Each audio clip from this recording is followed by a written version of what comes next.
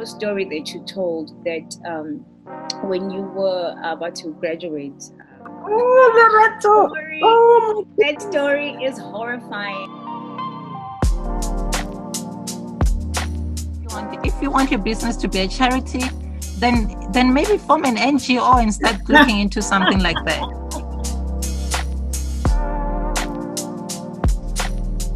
I don't believe in marriage, but you want me at your wedding.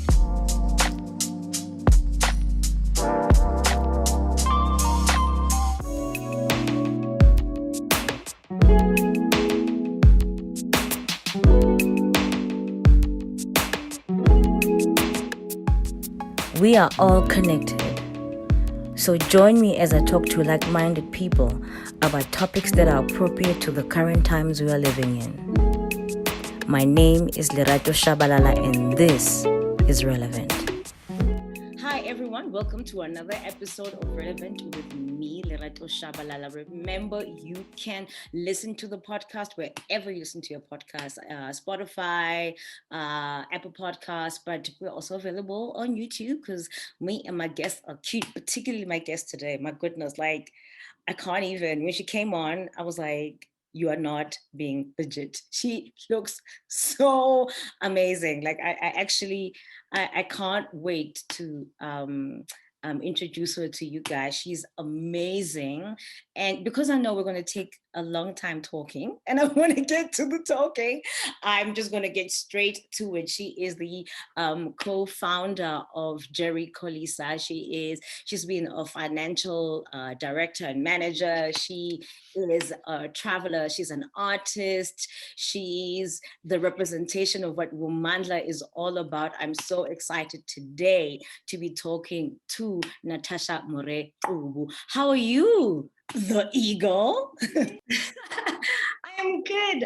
Surviving. It's been a year of survival. I'm good. I'm in a happy place. Managed to get around. I'm currently in Nairobi, so yeah, I'm good. You are such a vibe. And before we came on air, you were just telling me about how the new collection was sort of inspired or brought by the pandemic. So I want to ask you, as a person who lives between South Africa and Kenya, as a nomad, somebody who travels, how have you dealt with this this time that we've been living in of being hemmed up, staying at home, not going anywhere? How have you been dealing? So our situation was a little bit knowing what nomad life is. I think threw us fully into it. So on the 11th of March, we traveled from Kenya to South Africa on a 10-day trip for work and to see family for a while. And we ended up stuck because that's when lockdown was announced. So we went for 10 days. We ended up being stuck for 10 months. And initially when it happened, we were like, oh okay, what's going to happen now? Because we couldn't fly back into Kenya, which was our base at the time. And we are now in South Africa. So do you go stay at home or what's happening? And we're like, no, we're a married couple. There's no way we can go stay with moms and dads and uncles.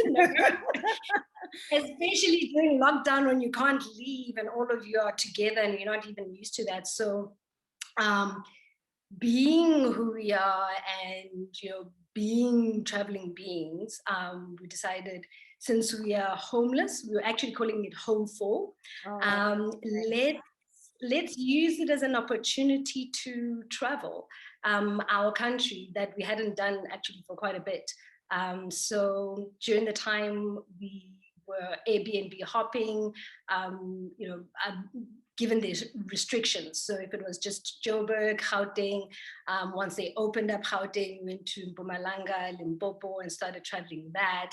And then went to Tanzania, Zanzibar, then Kenya. So we are on our 24th Airbnb now.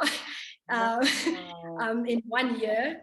So not ever, just in the past 12 months, 24th Airbnb that we stay in. And we made it back to Nairobi and had to sort of rethink what home was even, the flexibility around it, because people were like, this is strange. How can you even, how are you even doing this? Doesn't it feel unstable? And at the time, so much was so unstable anyway. And we redefined what home was for us. The fact that home is not a location, the fact that home are people and a sense that you get and the people you're with and the people that you're able to be in touch with. And after getting past that mental space, we actually enjoyed it. Like we enjoyed lockdown. We were in so many amazing places. Once they opened up Gauteng, when we could even go outside, was such a great reminder of how beautiful even my own country is. Because when you tend to travel a lot, you like start admiring and adoring everywhere else too. And I was like, home is dope. Like home is amazing.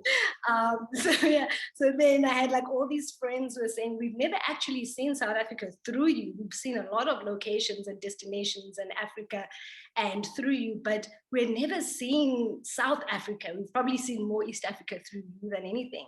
So we really enjoyed it, and it gave me a new sense of appreciation for my roots, where I come from.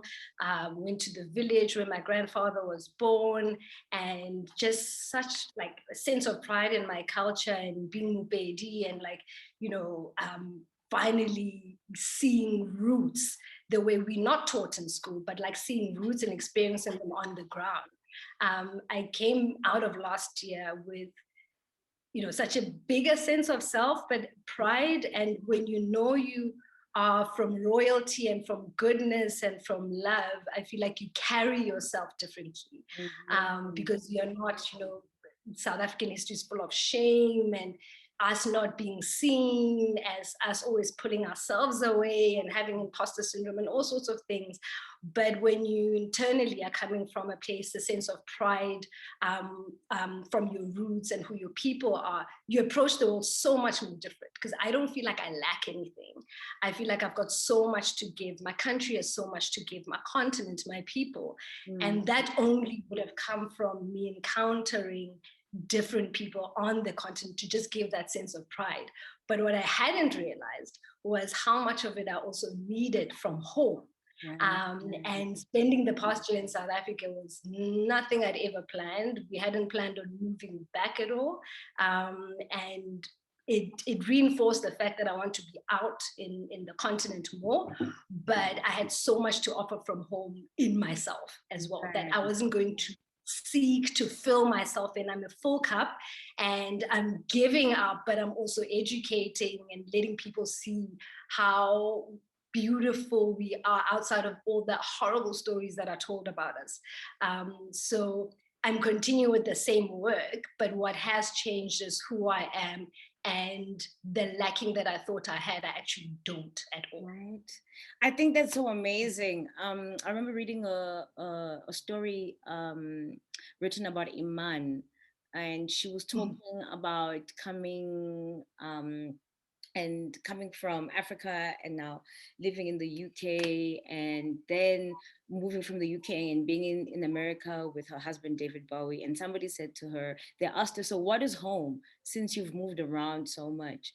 And her answer, I've never forgotten. I think I read this article maybe over a decade ago, and she said, home is wherever David is. And for me, it stuck with me because it was about understanding that home is not a location. It is helpful to have a location. Believe me, I think both you and I being Africanists, we know how important it is to have a geographical location that is a home, but also understanding that home is wherever your mind, your heart, the spirit, the people you love is. That it could be anywhere. And I think it's not a coincidence that you ended up being at home during the most interesting, difficult, challenging time in like 100 years, right? Like the universe where she needs to be. She needs to be at home with her people. You know what I mean? So there's so many things I want to ask you, but I want to start with, how do you then end up living between two countries? How did that happen? So in 20, I think my now husband was my boyfriend, then we met around 2010. Yeah. And so just in summary, our relationship was 6.5 years of long distance, meaning never living in the same city at the same time, and sometimes countries, sometimes continents. Wow. So that's how our dating life was. So most of the time I was so available, like people would be like, you're like a single girl, but not. Because 6 months into our relationship, he had an opportunity, which he used to be my friend. So he used to tell me he's trying to manifest this job in Singapore and, getting secondment there. And so he did 6 months into our relationship, and we were like, oh God, how are we going to see each other? Are we going to have a relationship? And during that period of time, we both worked with multinationals, largely traveling Europe, the UK, Asia, where he was based as well, and the Philippines. And so Asia is also another love of mine. So we did a lot of Asia travels and the UK, Europe. And during this whole time, people were asking us about the rest of our continent, and all we could speak to was where we are from, but nothing really about the rest of the continent. And so from 2011, we decided if it's on our own budgets, we are only traveling Africa, because work can send us elsewhere, but we need to start getting to know our roots. And the beginning of even starting to getting to know our roots is committing, because financially at the time, a flight from Joburg to Nairobi and Johannesburg to London was the same. Girl. But people choose London because of all the amazing things you've heard, right? You want to go see Big Ben, you want to see go this, you're going to see the castle and all of this, but you don't know anything about Kenya besides the Maasai. Which is what's been publicized. And around the continent, or you know about the Kenya violence in 2007, 2008, but you know about negative stuff and one or two positive things, but you're always looking at the continent as unsafe. I'd rather travel to Europe because it's safer, I feel more secure, etc. So during those years, we decided we're going to travel Africa on our budgets, and we started Southern Africa and like moving up. And now we've had like the past 5 years of focused on East Africa, so Uganda, Tanzania, Ethiopia, Kenya. So we use Kenya as a base, and then we do business and work around those parts. And so we were doing that traveling. 2012, we decided to climb Mount Kenya. So we came here and climbed Mount Kenya, and then saw a lot of Kenya. And the people and the sense that they left us with, even though we've been to a whole lot of other African countries, some more positive than others, some experiences, uncomfortable, but like you won't know until you go there. But Kenya felt homely. The people were amazing. There was still so much to see, even though we'd been on that trip. We thought you can only see everything over a long period of time. So 2016 is when we moved here. And I was in a career-changing space. So I thought, before I decide what my next space is going to be, because I've been doing finance and accounting for years, and those spaces also made me feel uncomfortable, the racial dynamics in those spaces, and too much therapy, healing from a place I have to wake up and take myself to every day. So I needed a more permanent change, and decided to put 2 years out. So I saved up, well planned. I was going to take 2 years off, come to East Africa, see how it goes, and decided to do my MBA as well at the time, which I spent time doing. And then I started getting to know the creative side of Kenya. And I saw so many linkages between SA and Kenya. Yeah. That unless you are here, you're not going to know how similar we are. Exactly. You're not going to know how much we can transfer in terms of knowledge and customs and all of that. So, and then I got into, so by the time I was done with my MBA, I didn't want to go back to finance. I was clear. But I was very clear. Like even now, I'm like, I don't care if invoices drip every other month. How guaranteed that salary was not worth the cost it came with emotion. It was not at before. And everyone thinks traveling and living elsewhere and stuff has to come at a huge cost, and it doesn't. It's just rearranging our priorities of what you do with your money. So even when I lived in Johannesburg and in SA and worked in corporate, I remember the trend was to get the fanciest car to show your position. Now you have to live in a certain area because you are judged how are you a CEO, and you have to travel back to the hood, and you have to take that nice big salary and start breaking it up into all these luxury things that you don't really need. But if that's your vice, that's your vice. So for me, I got myself a little car, which was what I sold when I sold my house and car and left South Africa. And over the years, that's how I've been able to do it.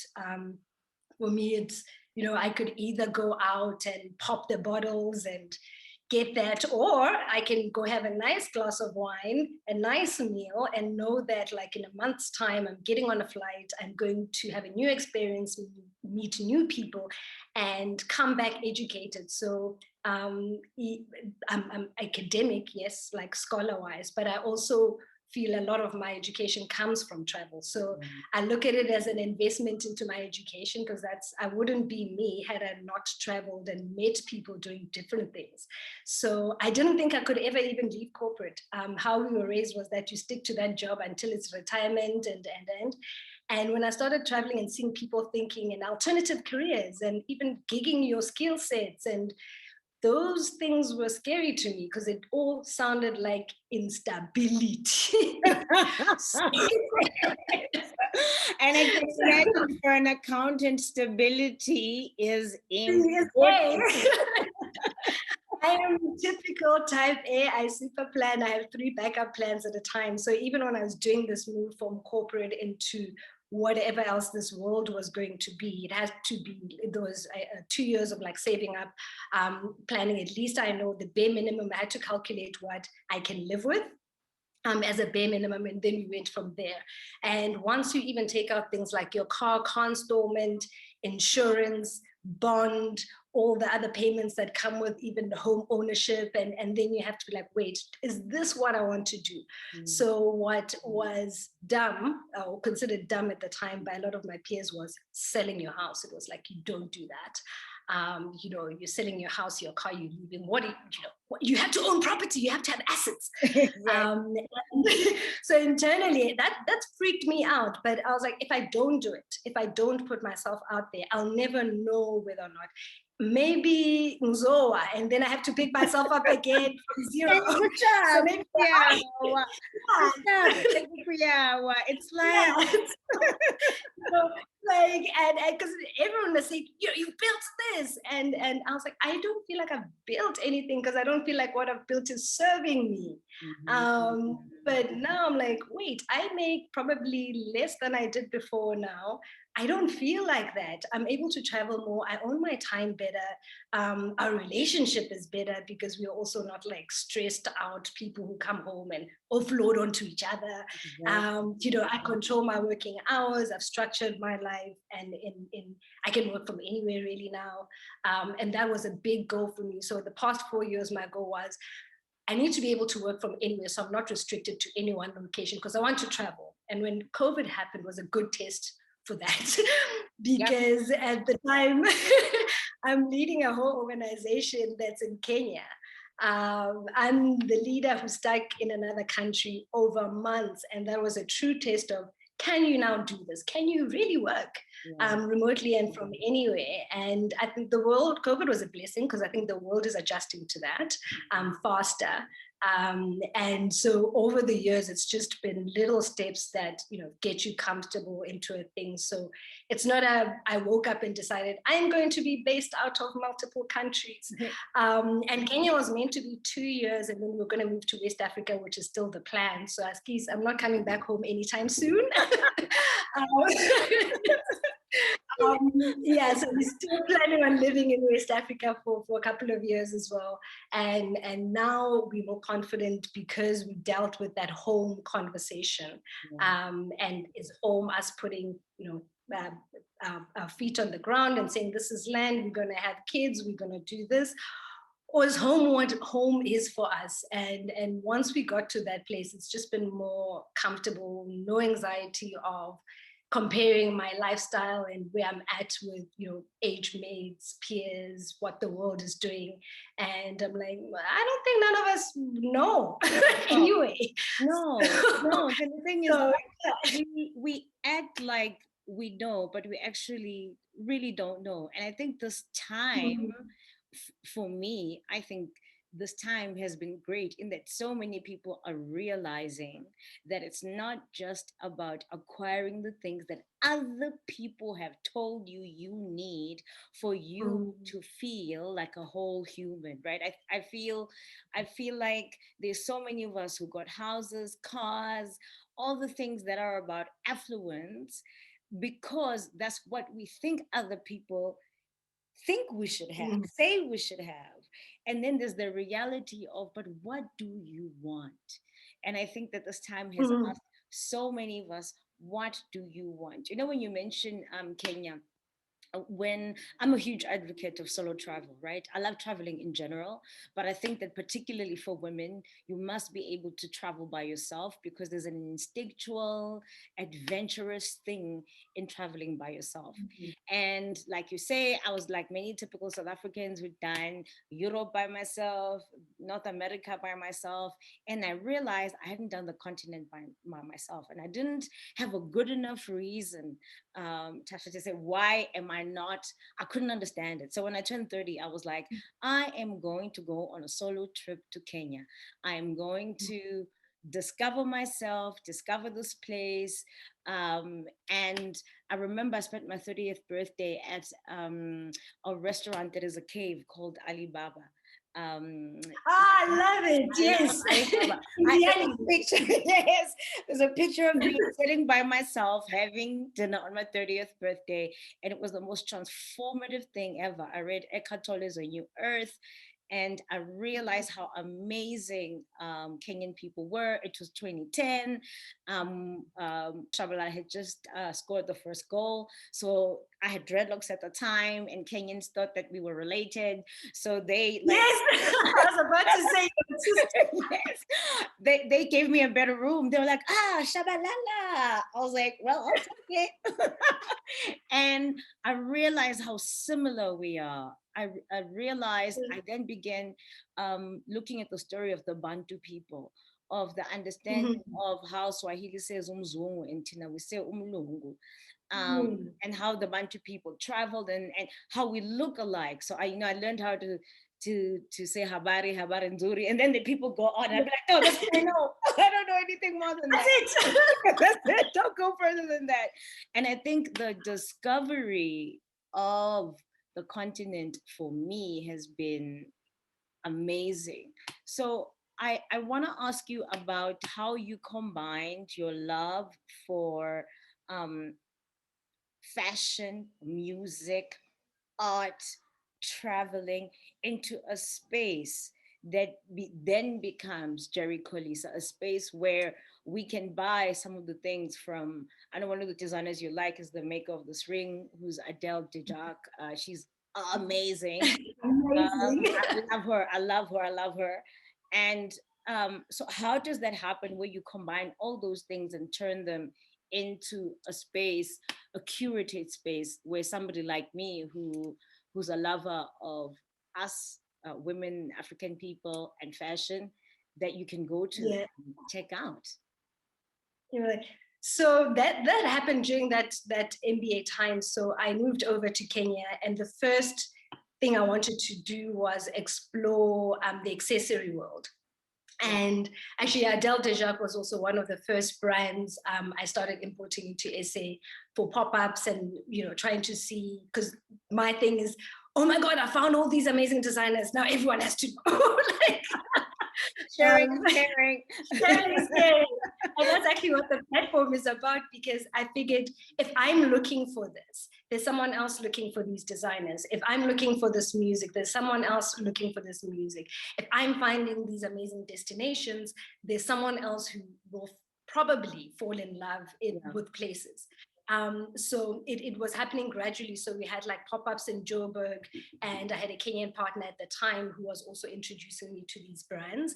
And we take big bags down and then had these little things, and just a test to see whether even South Africans were keen. Because here, this side, I know Kenyans are very keen on a lot of stuff from SA. So, how is this happening? And there've been a couple of designer curated shops on the fashion side. Then my MBA dissertation topic was on consumer behavior of African aesthetic brands. And for that, I wanted to get a knowledge base to even help these designers in understanding consumer behavior when someone's looking at their product versus a Western product or whatever, and what goes through, what's your mental journey.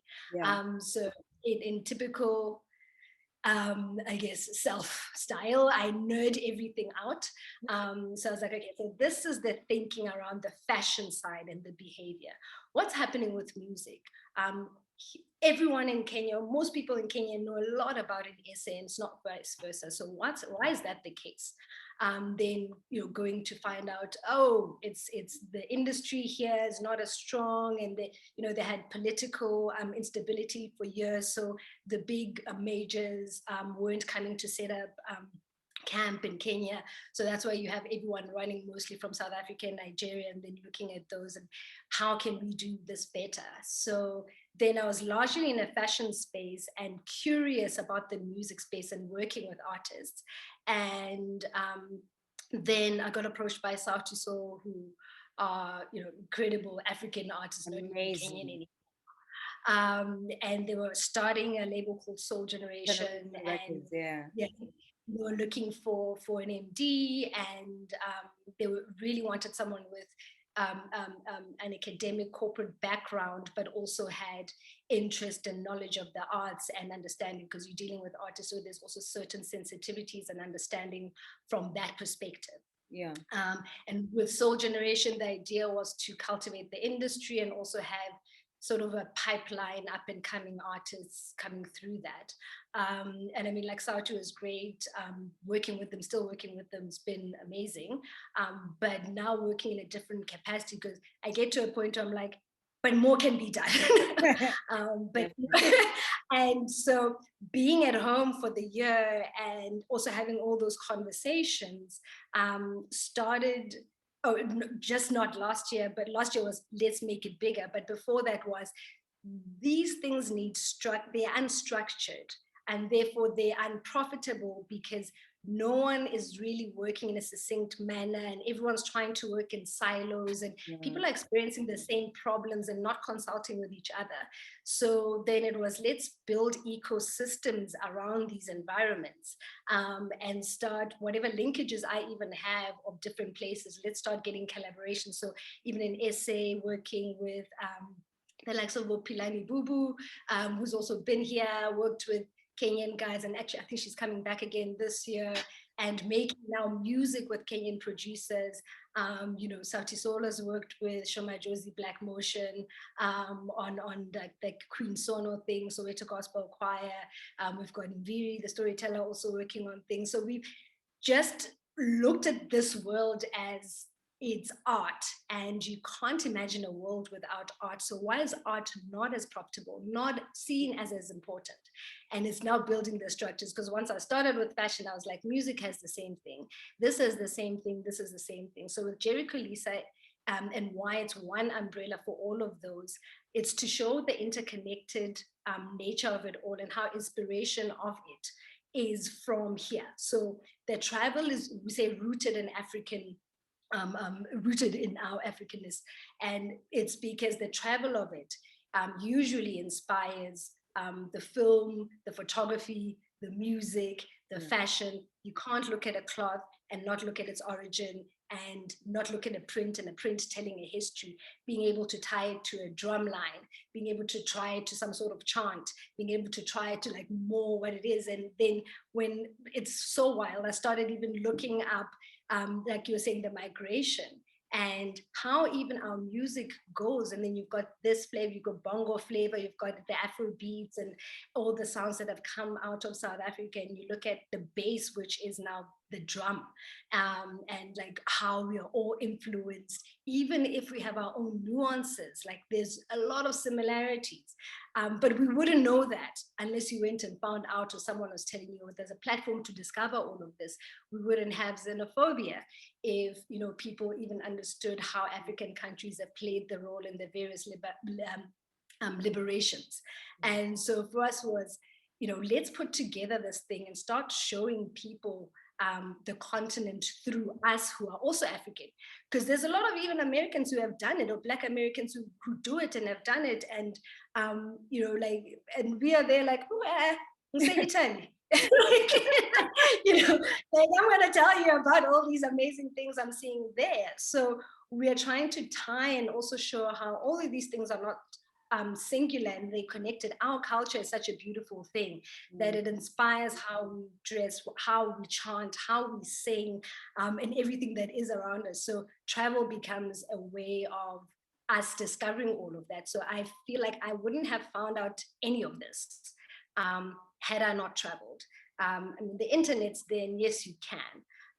But I personally wouldn't have. So that's why travel becomes my vehicle to showcasing all of these other elements, because that's how I got here. Yeah.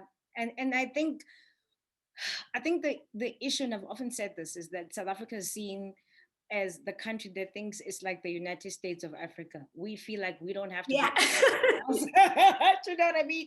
We feel like we don't have to go anywhere else because, oh my gosh, things are amazing here. But the richness in, I mean, yesterday we were watching Burna Boy's Tiny Desk performance. Yes. And I was saying to somebody, I cannot wait to go back to Lagos. And somebody, and we were all Black, you know, and somebody was like, oh, you liked it? I was like, I loved it, you know? And I saw somebody else who was like, I can't wait to go. And I think that now that we are realizing how rich and amazing, I mean, if going to Ghana was not expensive, so expensive in 2019, I would have gone. But the year of the return and Beyonce and all of them, I was like, oh, wait, sister cannot afford. I was Googling Ghana for this December, actually. Like, I didn't even tell you how much a price ticket costs now. I was doing this yesterday because I was talking to a friend in the States and another friend who lives here, but she's American, and she lived in Ghana before coming here. And the friend who's in America now, she's been living in Nairobi, and she was saying, okay, can we meet in Ghana in December? So yesterday, exactly. I started Googling because that's no, it's real. Like and that's the thing. We have to liberate the travel, right? That's why our people would rather go to Thailand than go to Zanzibar, because they're like, oh, it's the same amount of money, but the experience is unparalleled. There's nothing like it. So I think one of the reasons why I was so interested in talking to you, so a quote that people use a lot by Rumi is, what you seek is seeking you. And I do believe that. I believe what you seek is seeking you. And I'm trying to imagine you in a corporate space, punching numbers, dealing with all kinds of like white supremacy, male dominance, corporate racism in South Africa. And I know I'm talking to a lot of us who we've got the cars, we petty GTI, but we are baba emsebenzini. Because you're not seen. It doesn't matter how you try to be seen. Exactly. No matter how hard you work, somebody else, you know, will get trumped before you, but you're making the money. And then you make the decision, Natasha Moret-Qubu, to say, goodness, there's got to be more. I feel like this is not it. And I know there are many people during this pandemic who have felt this feeling, who are feeling it now. I'm doing the wrong thing. I'm not in the right space. I feel like I'm creative. I feel a pulling. I feel my calling. And they're afraid too, right? So how do you decide? How did you get the bravery to say, oh, I've got to do it? Like the upward mobility, the money, but my soul needs the next partner. Exactly. what made you finally decide to follow? Let me rephrase that. What finally made you decide to be who you were brought here to be? Ooh, I love that phrasing. I love that phrasing because I think it's probably like the most accurate, because it wasn't even an instant becoming the person I am, and also still in evolution. It's been like a journey of evolution. Yep. I think it's the awareness of mortality, and it sounds and it sounds a bit morbid. But it was literally that, like, I'm going to die in this space. And I will, at that point, not be able to do anything about it. Because once I'm gone, I'd be gone. So while I'm here, what can I do? It will be scary. But also, like I said, traveling gave me a lot of bravery and insights into meeting new people from different walks of life and having tried and doing different things. So I started asking myself, like, that girl I met in Greece, why can't I be? The only difference between us is that she's white, but she's living professionally creative and she's doing it. And like my thing was, she's got this freedom, and I met and made all these friends from traveling while traveling that were even able to travel more than me, because I'm bound by this office space that I have to go to. And at the same time, this place leaves me feeling so lacking and empty and incapable and not smart enough. And it sounds weird, I started feeling smart again after I left, because there was a period of years where I was like, am I good at this? Like, what if I suck? What if I'm stupid? What if this is why I keep being overlooked in favor of white men who are more qualified than for positions and roles? And this is when, someone thinks they can speak to you in this manner. And I was like, this is not okay. And then I'm traveling countries like Kenya, where things are Black owned. Your lecturers look like you. You start seeing that our people are not just the service people, our people are also owners and things of institution.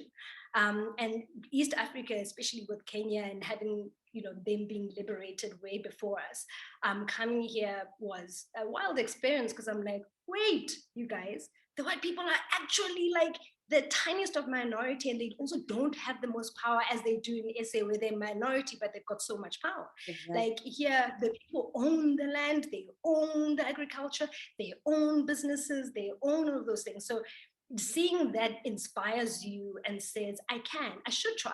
And for me, it was, I'd lost my dad in 2010, and it was very unexpected and a huge shock to me. And it really set me off in thinking about how much time do I have? So that's one. And two, because it was a suicide, I was like, will I get so depressed that I even end my own life because of this? So it was that's why I'm like, it sounds morbid, but to your reference, 2020 is one of those years that people experienced a lot of like sudden shock. And no wonder they're in the space where they're questioning, because that's what led me to it. I experienced a sudden shock that said, Tash, you can continue being this person, and you can continue betraying yourself. And the one instance I particularly remember clearly in my mind, I'd gotten a job as finance manager of Hogan Lovells, and everyone was celebrating. My friends were taking me out for champagne. And I went home that night. Isn't it like the 5th biggest law firm in the world? Right? So you're like, hey. But it didn't feel like when I got home after dinner and all those drinks and stuff. And then I was like, no, maybe it's just me and my insecurities. Maybe, like I feel like, it's a bubble that's going to burst. Maybe it's fear. And then I got into the role, and then I was like, no, it's not fear, it's me. I know it's not right. It's a great move, but it's not for me. That's okay. So now I have so many, I guess, smaller accomplishments that mean so much more to me because they're tied to who I am. And I'd rather have that than, be living at a point where I feel like I'm about to break any moment. And with my dad's suicide, I was like, I saw what it did to my family. So I knew that's not what I want for me. So I was like, I need to get therapy. I need to get myself right. I need to get myself back to myself. I need to ask myself what I like to begin with. What do you like? And then when I started like getting into that, and I started trying a whole lot of new things, from martial arts, pole dancing, I'd go on these travel adventures, and I have mad anxiety, so even to do these things like is a lot.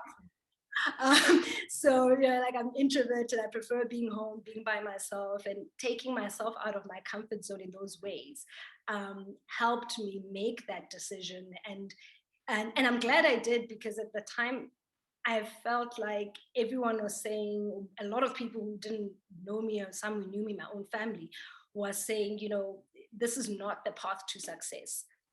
Because apparently they know it.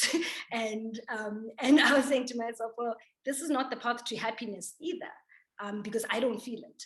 Right. So if I don't feel it, I need to find it elsewhere, or else I have to live with myself and then die, and then be like, oh, maybe I could have done something different and I didn't. So that's where the bravery came from, because I was like, I don't want to end up dead. I don't want to end up depressed. I don't want to end up unhappy. I just feel like life is happening. I don't know how much of it is left, but it's here. Yeah. And as scary as this is, it's scarier for me not to do this, because what's scary is who I'll become and what I might do. So it was almost freeing myself of people's expectations, societal, family and stuff. Because I grew up as that maths kid. So everyone was like, she can do maths. She must go be an accountant. And now it's so much different, because I still use the same educational skill sets, just in a different environment. I don't sing. I don't, I run a company that makes music. I run a company that deals with designers. I recently, not recently, but the past few years was like, oh, wait, I'm also a storyteller. I'm also an artist in my own sense, in my own right. And I started getting more comfortable even identifying that way. A few years ago, if you would have asked me, so who are you? What do you do? Without a doubt, I would have been like, I'm an accountant. I'm a finance specialist.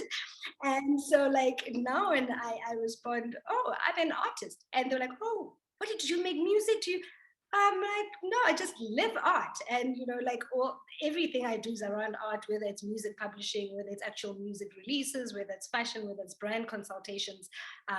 I work with artists as an artist myself, with an academic background and other things. Like finance is not a definition of who you are. It's something I can do, and I've got knowledge of, operations and whatever it is. It's things I can do and I've got knowledge of. But we tend to find so much sense of self in jobs where because it's part of who we are. And once you can't find the sense of who you are and what you do, you start feeling this dissonance, man. And that thing, it won't let you go. Never. And that's every day. I was crying in the shower every time I had to go to the office. And my team, who are people, and I'm people oriented, were the only reason I'd get up to go to work. The system itself just had me doubting myself. The system itself had me feeling disempowered, and I was like, this cannot be it. I had big dreams. This cannot be the dreams. Yes. So the bravery came from, I'm not going to betray myself. I can't betray myself. So let's try something else. If that works out, cool. If not, we'll try the next thing. And so far, it's been one thing that's been a stepping stone for the next, a stepping stone for the next. So it didn't happen overnight, but I think the most dramatic was that point in 2016, July, where I was like, okay, my house is up for sale. So is my car. I'm gonna pack the rest of what I can't sell in a storage container, and it's still there. And then just took like 2 suitcases and came to Nairobi, put them down, went back to Joburg. My husband and I took our bike, and then we rode from Joburg to Nairobi on our motorbike and had another adventure. So even that, when we first thought of it, was comfort zone? No. But epic adventure? Yes. So we are going to do that. I watch you and your husband on Instagram, and I just think you are so lucky to have found a kindred spirit, a partner, and a friend who's like, let's go and do this crazy shit together. You want to let's go around Africa together. Because I think that's so rare to have something so magical happen to you. I think yeah, that's when I actually started. I was like, who is this girl? Which reminds me, so I have two last questions. Which reminds me, I've always wanted to ask you this: the eagle. Uh, when she's Tasha the Eagle on Instagram, and like I was just like, oh my god, she went on vibe. Oh my god, she's like, oh my god, she's a vibe. Follow, and I've always wanted to know, what is your? Is it a nickname or is it a given name? It's a given name. So my first name actually is Eaglet, which is baby eagle. Oh, Yes. And then just before my dad passed, we were having a conversation and he used to call me Eaglet. And he was like, that's actually my name on my ID, my first name on my ID. Like Natasha's way, like my first name is Eaglet, now Eagle. Because then my dad was saying, oh, you're no longer an eagle. So now an Eaglet, now you're an eagle. And then I went to drop the T. But like Eagle is my name, my actual name. So it's Tasha the Eagle. And when I was born, he gave me the name, and I thought I hated it all my life. I've got 4 names, Mahotso, Tsidi, Tasha. Like, so I've used them like interchangeably and like stayed away from like the Eagle one, which is the first one. And again, like I started using it more after he passed, because that's the moment he said to me, you're my eagle now. So go forth and soar. So the reason he named me Eaglet, because he said that when I was born, I was like crying and I was like grumpy and I wouldn't let anyone touch me. And, and he was like, this little bird is only going to calm down when it's able to soar, and like named me Eaglet. And, I was like young and something and destined to soar and destined for great heights. Yeah. So that's where the meaning of the name comes from. So yeah, like, and my husband is really my best friend. We were friends before dating, and I also met him at the time after I'd lost my dad, and like, we used to talk for hours and hours, and I was dating all sorts of other people then even. and then one day, when you're like, it's been in front of me all along. Yes. This is my friend. Why am I busy with these guys who are also really not treating me right? He's got genuine love for me, and I love him, and he lets me be. I let him be. And then one day, we just had that moment where you look at each other different, like, oh, maybe there's something there beyond this. So that's when we decided to try it out. And then he found out he was moving to Singapore, because while we were friends, he had been telling me about this thing he's trying to manifest. So even with that relationship, why it worked, a lot of people were saying long distance is rubbish, someone will be cheating on you, blah, blah, blah. Our minds and our hearts weren't there.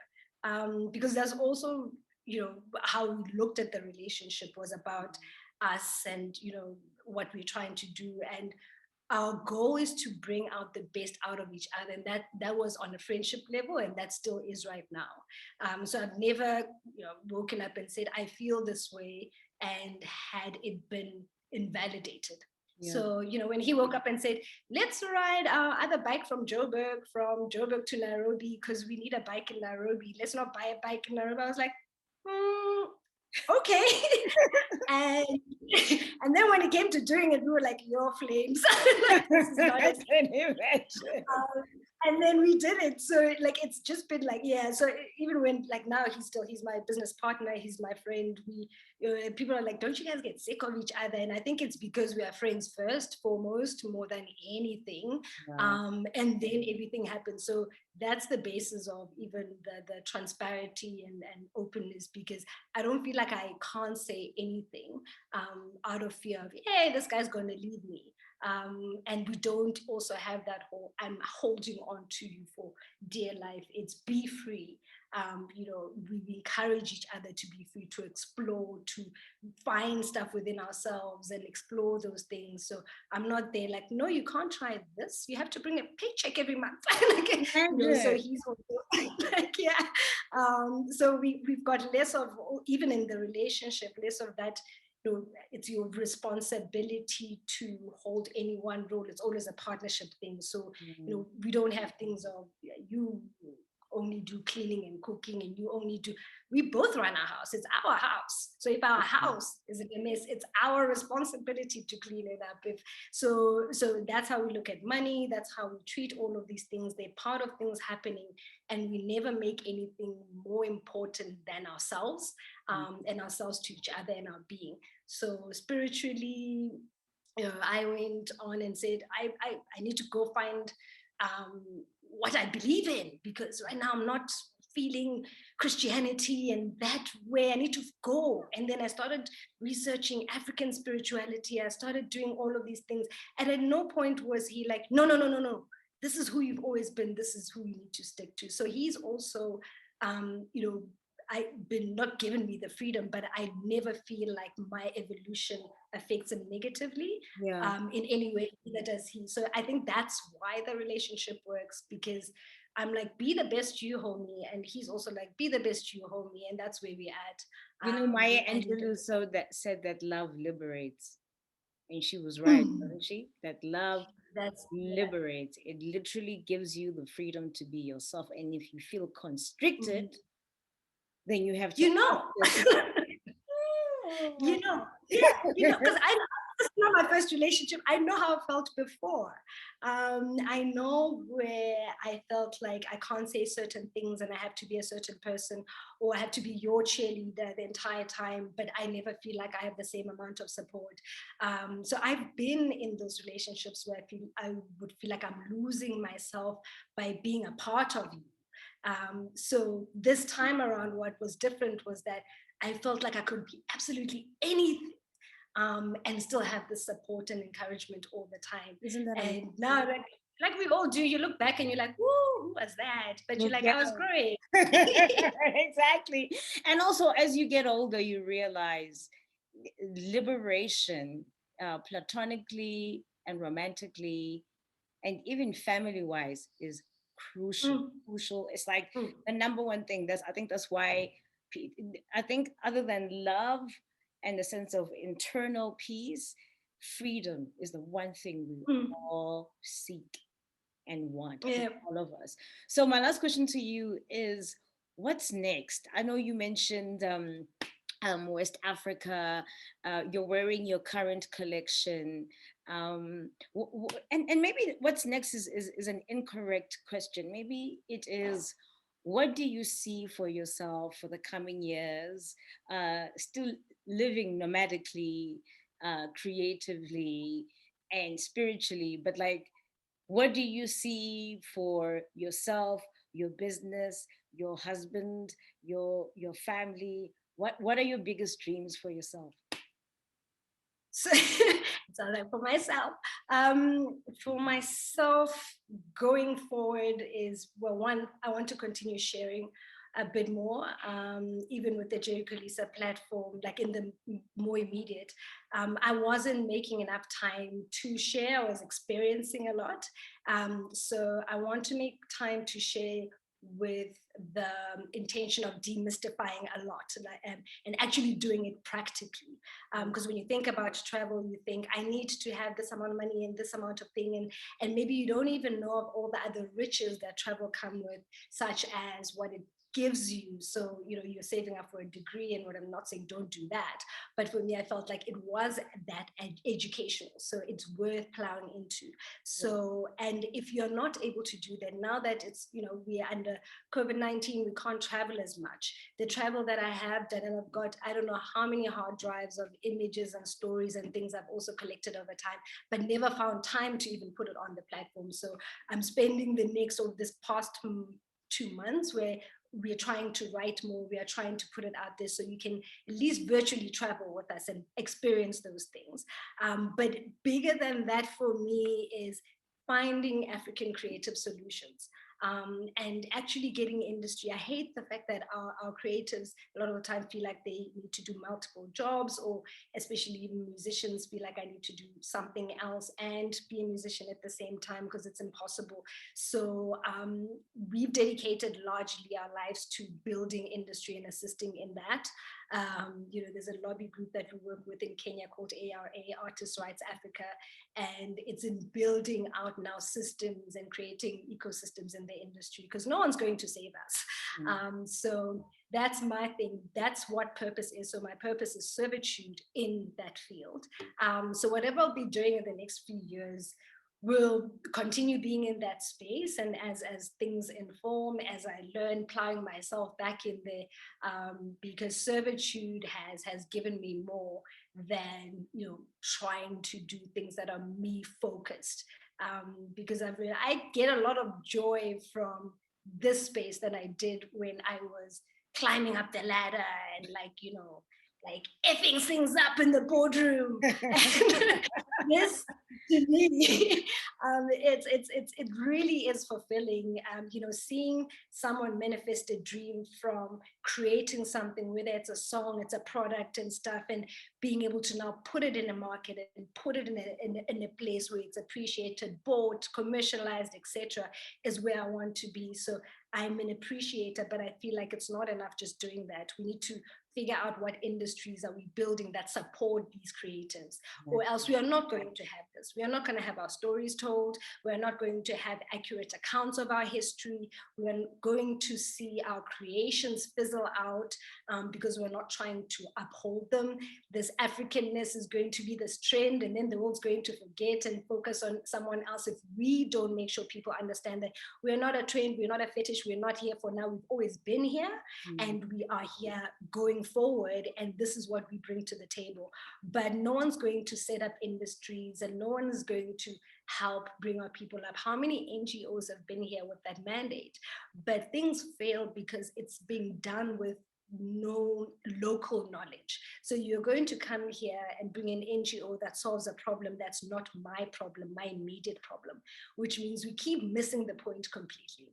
So I think it's us Africans who need to be coming up with African solutions going forward, whether it's creative, but we need to be doing the job. So that's my dream, to see more of us coming back into Africa, into our spaces, and plowing back into this thing, because even in corporate, it was more celebrated to get a secondment in London or New York than actually want to do a secondment in a firm that's on the continent. And that now I was one of those people, I won't even lie, because for me, I was like, I want that NYC secondment, or I want to go to Washington, DC, and now I was like, wait, who's coming back to fix this? If I'm fixing those guys, they go London, who's fixing us here? And if multinationals make money here and then transfer it out and drain it out of Africa, who's plowing back into here? So that's why we're not seeing the development happen. Because the first thing we do is, I'm relocating to Switzerland. So I want to, yes, live that, but also encourage more people to come and say, guys, home is here. Let's build this, because then you can live in this place that you've built.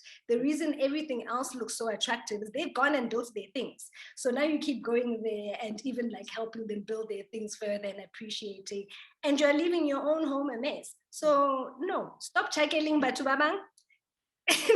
Fix things here. Let's grow this. Let's be proud of this. When I speak about Zanzibar, when I speak about Kenya, I got married in Diani, and one of the reasons I did that was not because I wanted to get married. Initially, marriage was not even the plan. But when we decided to even have a wedding celebration, I had it in Kenya intentionally, and 100 people flew into the country for that. So for me, that's 100 people that got to see Kenya and that I got to take around that wouldn't have come and wouldn't have a reason to come. So it's in those small things, Lerato saying, hey, girls, or whoever, let's go to Ghana. Let's put this trip together. Let's go see what's happening there. So it's in those steps where we start engaging in things that are happening. That's all I want to encourage. And that's all I want to be like, being a part of building out this thing of ours, which is beautiful. And this baby of ours is growing. Like that year of the return, how many people were on the continent that December? It was wild. Like I was seeing every celebrity was like here. It was crazy. That's 1 month. We do 1 month. Imagine all of us, we were proud. Exactly. And we're living, how many people you encourage to come and get it here. So that's all I want us to all be, man. I love that. I love how you're about us. You're just incredible. I'm so glad we made this conversation happen. She's been featured on BBC Africa's She the Word. She's the co-founder of Jeri Kholisa, a creative and the embodiment of Black Girl Magic and ego. Thank you so much for joining me, Natasha. This was incredible. It was I'm amazing. super honored. I love you. I'm a fan of the podcast. I've seen you've featured so many people I love. So I feel incredibly honored. Yeah, and like I was literally like, you want to talk to me? So Yeah. I feel incredibly honored. You spoke to so many people that I love already. Bless this platform, bless getting these words out and the amazing work that you're doing. You could be doing anything else with your weekend, and here you are. And putting this. So you are doing also, this is now you doing your part in our work. So this is not outside of it as well. So yeah, so bless the platform, bless everything else that you're doing and putting eyes on who we are and highlighting stories and things that are important to us. So this is amazing. So bless you, sis. Bless you 100%.